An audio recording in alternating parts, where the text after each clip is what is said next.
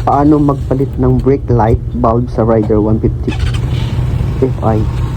Ganito lang boss. Mabilis lang po. Bali fast forward po natin para mas mabilis lumakon. Yan po yung pundidong bombilya po. Yan. Halos nangingitim na po siya.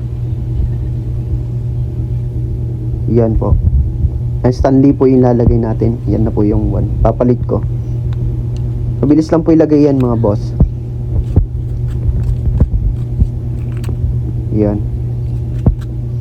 Yun, pwede na. Bali, pinas forward ko na po yan boss para mabilis yung one. Yung tutorial po natin.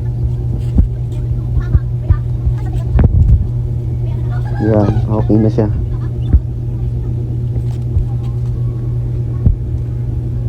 Okay na po. Yan, babalik ko na po.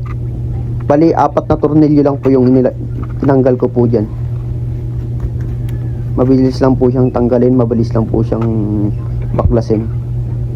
Bali, sunits ko po siya para makita ko po kung gumagana po yung ilaw habang binabalik po. Yan.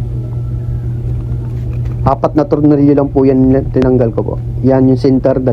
Tapos 2 po sa side by side po. Very easy lang po tanggalin po yan. Yan po.